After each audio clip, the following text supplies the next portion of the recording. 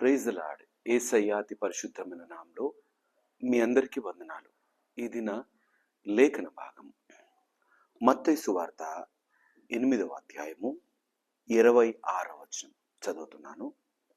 అందుకు ఆయన, అల్ప విశ్వాసులారా, ఎందుకు భయపడుచున్నారని వారితో చెప్పి, లేచి గాలిని సముద్రమును గద్దింపగా మిక్కిలి నిర్మలమాయెను. ఈ వచన భాగంలో విశ్వాసము గూర్చిన మాటను మనం జ్ఞాపకం చేసుకోవాలి. శిష్యులు యేసయ్య ప్రయాణమవుతున్న ఆ దోణి అలల చేత కొట్టబడుతూ ఉన్నప్పుడు, ఆ తుఫాను చేత ఇక మునిగిపోతుందేమో అనుకుంటున్న పరిస్థితులు కలిగినప్పుడు, వారితో పాటు యేసయ్య ఉన్నాడన్న మాటను వారు ఎంతగా జ్ఞాపకం పెట్టుకున్నారో ఈ వచనం ద్వారా అర్థమవుతుంది. వారు భయపడిపోయి, మేము నశించిపోతున్నాం, మేము ఇక మరణం అయిపోతాం, మమ్మల్ని రక్షింపవా అంటూ యేసయ్యను వారు లేపుతున్నారు. ఈ పై వచనంకు వెళ్ళేసరికి నశించిపోతున్న మమ్ము రక్షింపవా అని చెప్పి ఆయనను లేపినారు. ఆయన పడుకుని ఉన్నాడు. ఈ వచన భాగం ద్వారా మనం నేర్చుకోగలిగిన పాఠం, నీ జీవిత నావలో ఎవరు ఉన్నారు? చాలా సునాయాసంగా చెప్పేస్తాం, నా జీవిత నావకు నాయకుడు నా యేసయ్యే అని చెప్పేస్తాం. క్రైస్తవులము కదా, చాలా ఈజీగా ఈ మాట చెప్పేస్తాం. ఆయన నాయకుడు అంటాం, ఆయన అధిపతి అంటాం, నా జీవితానికి రాజు అంటాం. కానీ నిజంగా అంతర్లీనంగా ఒకవేళ లెక్క చూసుకుంటే మనము ఆయనకు అన్ని పగ్గాలు అప్పచెప్పం, కొన్ని మాత్రమే ఆయనకి ఇవ్వడానికి ఇష్టపడతాం. మనం అనుకున్న విధంగా డైరెక్షన్స్ ఇచ్చుకుంటూ మన జీవితాన్ని ఎటంటే అటు మళ్లించుకుని వెళ్ళిపోతుంటాం, కానీ ఆయనకు అప్పచెప్పం. ఎప్పుడైతే కష్టం కలుగుతుందో, ఎప్పుడైతే వేదనల గుండా ప్రయాణం చేస్తామో, ఎప్పుడైతే మనం మునిగిపోతామని, ఇక మన జీవితం అయిపోతుందని అనుకున్న సమయాల్లో ఏం చేస్తామంటే యేసయ్యకు అప్పుడు అవకాశం ఇస్తాం. అప్పుడు జ్ఞాపకం వస్తాడు, అయ్యో మేము మా పని అయిపోతోంది, మాకు సహాయం దయచేవా అంటూ అప్పుడు అడగడం మొదలు పెడతాం.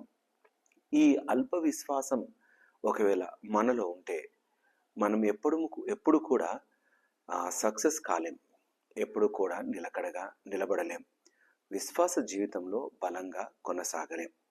నువ్వు బలంగా కొనసాగాలి అంటే దేవుణ్ణి పూర్తిగా నీ జీవితానికి నాయకునివిగా, నావిక నడిపించేవాడు ఆ చుక్కానిలా ఆ యేసయ్యకు స్థానం ఇవ్వగలిగితే ఆయన నడిపిస్తాడు, ఆయన స్థిరపరుస్తాడు. ఆయన ఎట్టి అలలు వచ్చినా సరే నిలబెట్టి ముందుకు కొనసాగింపజేస్తాడు. నీ బ్రతుకు ప్రయాణంలో ఒడిదొడుకులతో ఉన్నావా? ఆ ఒడిదొడుకుల నుండి బయటికి రావడానికి ఎవరెవరి సహాయం తీసుకుంటున్నావో, ఎప్పుడైనా యేసయ్య పైన ఆధారపడ్డ వారంగా ఉన్నామా? ఇతరుల వైపుకు వెళుతున్నాము అంటే మనము విశ్వాసం ఆయన పైన లేదని అర్థం. లేదా నీ బ్రతుకులో వస్తున్న అలజడులు ఇంకా తగ్గట్లేదు, కానీ యేసయ్య నీతో ఉన్నాడన్న విశ్వాసం కలిగి ఉంటే చాలు. ఆ అలజడులు, ఆ సముద్రపు అలలు, నిన్ను ఆ తుఫాను ఏమీ చేయలేదు. నువ్వు అయినా సురక్షితంగా నడుస్తావు. గాఢాంధకారపు లోయల్లో నేను సంచరించినను నాకేమీ కాదు, ఏ భయం నాకు లేదు, ఏ ఆపద నాకు రాదు, నీ దుడ్డుకర్ర నీ దండము నన్ను ఆదరిస్తోందని లేఖనం ఏ విధంగా సెలవిస్తుందో, నీ జీవిత నౌకకు ఆయన నాయకుడైతే, ఆయన చుక్కాని అవుతే ఆయన తప్పక నడిపిస్తాడు.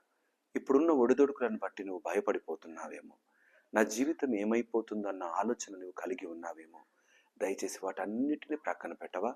ఎందుకంటే నీ జీవితానికి నాయకునిగా నువ్వు యేసయ్యను చేసుకొని ఉంటే మాత్రం ఇక అల్ప విశ్వాసంతో పని లేదు.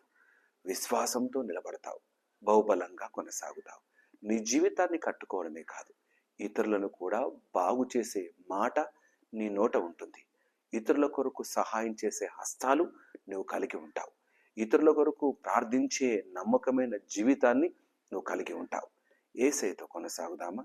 ఈ ఉదయకాలము నీతో మాట్లాడుతున్న మాట, నీ బ్రతుకులో ఉన్న భవిష్యత్తు జీవితాన్ని యేసయ్య నిలబెట్టగలడు, నడిపించగలడు.